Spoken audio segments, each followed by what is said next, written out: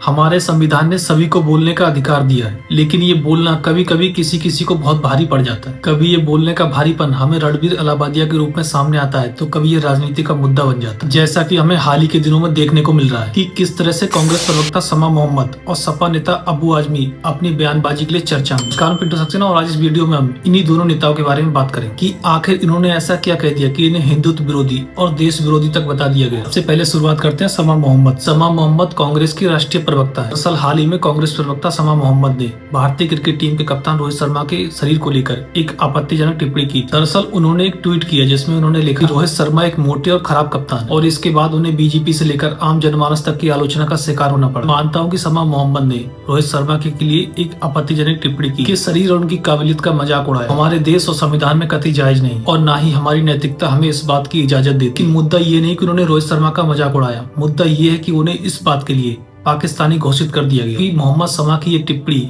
भारत द्वारा पाकिस्तान टीम को हराए जाने के बाद ही आई, इसलिए उनसे मीडिया इस तरह के सवाल पूछ रही थी। इसको लेकर कांग्रेस प्रवक्ता का कहना है कि उनका ये मकसद कतई नहीं था कि किसी को भी अपमानित किया जाए। उन्होंने कहा कि मैंने तो केवल उनकी फिटनेस को लेकर सवाल उठाए। उनके इस बयान का पाकिस्तानी एंगल आज तक की रिपोर्टर मौसमी सिंह के द्वारा ही सामने लाया गया। दरअसल मौसमी ने ही उनसे पूछा था कि वे पाकिस्तान के हारने के बाद क्या चिढ़कर इस तरह की टिप्पणी कर रही हैं। उनका सीधा मकसद था कि समा की विचारधारा को पाकिस्तानी विचारधारा करार दे दिया जाए। नहीं, आर भारत की एक रिपोर्टर ने तो उनके मुंह में ही माइक घुसा दिया। वहीं हमारी दूसरी खबर जुड़ी है महाराष्ट्र के सपा अध्यक्ष अबू आजमी। उन्हें छावा मूवी देखने के बाद इतिहास से छेड़छाड़ करने का आरोप लगाया। उनका कहना है कि औरंगजेब क्रूर और असहिष्णु शासक नहीं था। सपा नेता ने कहा कि औरंगजेब ने कई मंदिरों को भी बनवाया था। उन्होंने कहा कि औरंगजेब ने न केवल मंदिरों को तोड़वाया बल्कि कई मस्जिदों को भी तोड़वाया था। उन्होंने कहा कि संभाजी महाराज और औरंगजेब की लड़ाई कोई हिंदू मुस्लिम की लड़ाई नहीं थी, बल्कि इन दोनों की लड़ाई तो शासन की लड़ाई थी। उनके इस बयान को लेकर कई बीजेपी नेताओं ने उनकी आलोचना भी की, साथ ही उनसे माफी मांगने के लिए भी कहा गया है। सब प्रसाद मौर्य ने तो ये भी कह दिया कि सपा के अंदर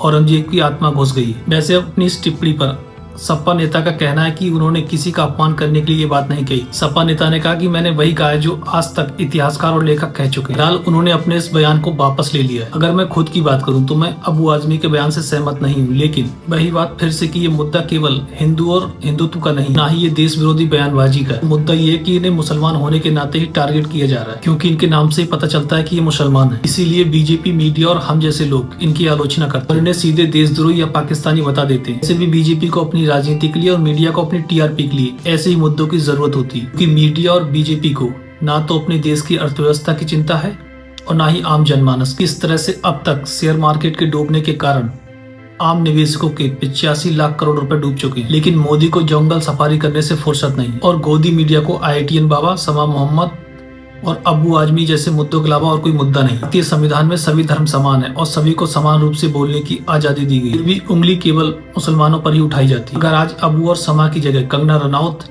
बागेश्वर धाम वाले बाबा या फिर योगी आदित्यनाथ होते तो क्या फिर मीडिया इसी तरह की बातें करती या फिर लोग उनकी इसी तरह से आलोचना करते? आपको मालूम होगी किसान आंदोलन के दौरान कंगना रनौत ने रोहित शर्मा को धोबी का कुत्ता तक बता दिया था। वहीं बागेश्वर धाम वाले बाबा दयानिधि शास्त्री ने यह तक कह दिया था कि हिंदुओं जाओ मुसलमानों के घरों में आग लगा दो। वहीं हाल ही में योगी आदित्यनाथ ने विधानसभा में कठमुल्ला और उर्दू को लेकर मुसलमानों का अपमान किया था। इनको लेकर तो किसी ने देशद्रोह की बातें नहीं की और न ही इन्हें संविधान विरोधी बताया। गंभीरता से सोचने वाली बात। वैसे इस संबंध में आपके क्या विचार है? कृपया कमेंट करके हमें जरूर बताएं।